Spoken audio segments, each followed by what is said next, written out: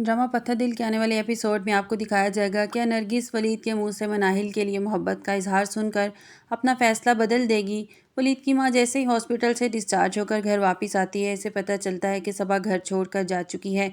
इसे इस बात का बहुत अफसोस होता है। वलीद सबा से शादी करके बहुत पछता रहा है। सबा इस्लामाबाद चली जाती है और पलटकर वो नरगिस की खैरियत तक मालूम नहीं करती और ना ही वलीद से कोई बात करती है, इससे फ़ोन तक नहीं करती।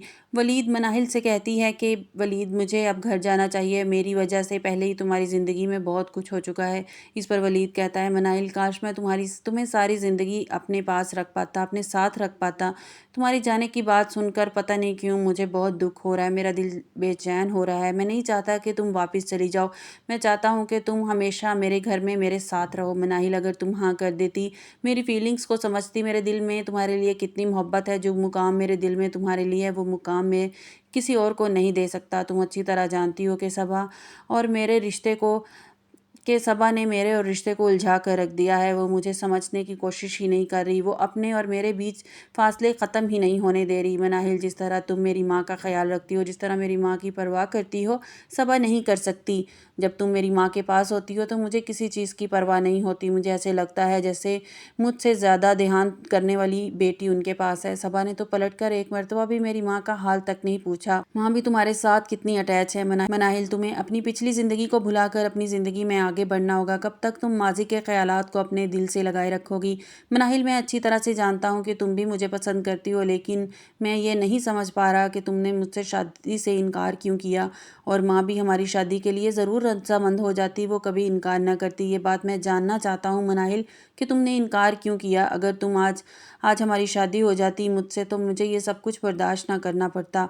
सबा को मैं नहीं समझ पा रहा। सबा को घर लाना चाहती हैं माँ, अगर वो चाहती हैं कि वो रुखसत होकर हमारे घर आ जाए, लेकिन मेरा दिल इस बात के लिए मुतमईन नहीं है मनाहिल। सबा बिल्कुल वैसी लड़की नहीं है जैसा लाइफ पार्टनर मैं चाहता था। बताओ मनाहिल, आखिर ऐसी क्या वजह है, ऐसी क्या बात है जिसकी वजह से तुमने मुझसे शादी से इनकार कर दिया? तो मनाहिल कहती है वलीद आप बहुत अच्छी तरह जानते हैं सबा को आंटी ने आपके लिए पसंद किया और मैं नहीं चाहती कि मेरी वजह से आंटी को कोई तकलीफ़ पहुंचे। तो वलीद कहता है मनाहिल तुम हाँ तो करती, मैं माँ को समझा लेता, मैं सारी तवज्जो अपनी माँ पर लगा देता अपनी माँ को समझाने के लिए। हमारे दिल की बात वो समझ जाती, वो कभी इनकार नहीं करती, वो मेरी खुशी से बढ़कर उनके लिए कुछ नहीं है। सारी बातें खड़ी नरगिस पीछे सुन रही होती है, वो हैरान रह जाती है कि इतनी बड़ी बात इन दोनों ने मुझसे क्यों छिपाई। वलीद और मनाहिल एक दूसरे को पसंद करते हैं, मैं क्यों नहीं समझ पाई। मेरी खुशी के लिए मनाहिल ने इतनी बड़ी कुर्बानी दे दी, मेरी वजह से मेरा बेटा इतना परेशान है। वलीद की माँ वलीद को अपने पास बुलाती है और कहती है कि सबा के जाने की वजह पूछती है। वलीद सारी हकीकत इनको बता देता है। अम्मी सबा को सिर्फ मनाहिल से ही मसला नहीं, वो मेरे साथ हर जुड़े रिश्ते से उसको मसला है। वो किसी को बर्दाश्त नहीं करना चाहती, वो चाहती है कि मैं पूरा वक्त इसको दूँ। इस पर नरगिस कहती है वलीद हर लड़की की ख्वाहिश होती है कि इसका शौहर इसको ज़्यादा से ज़्यादा वक्त दे, और मैं चाहती हूँ कि तुम्हारी रिसेप्शन अच्छे तरीके से हो।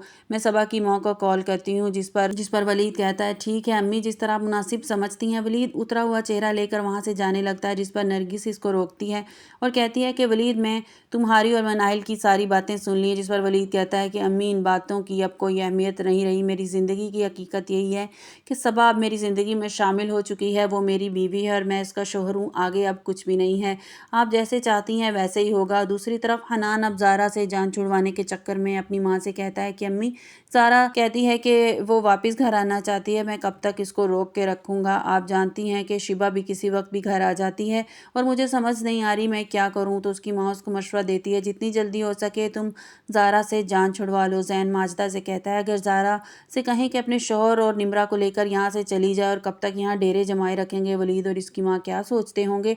चलो आप तो यहाँ उनकी खिदमत कर रही हैं, उनको संभाल ले रही हैं, लेकिन ज़ारा तो सारा दिन हुक्म चलाती है बेड पे बैठकर। जिस पर माजदा कहती है ज़ारा और उसका शौहर तो इस घर से चले जाएंगे, लेकिन मैं नहीं चाहती कि निमरा यहाँ से चली जाए। जिस पर जैन कहता है कि अम्मी मुझे सच सच बताएं आपके दिमाग में चल क्या रहा है। जिस पर माजदा कहती है ठीक है बता दूंगी, लेकिन फ़िलहाल निमरा यहाँ से नहीं जा रही। ज़ारा और हनान से कहती हूँ कि वो यहाँ से चले जाएँ।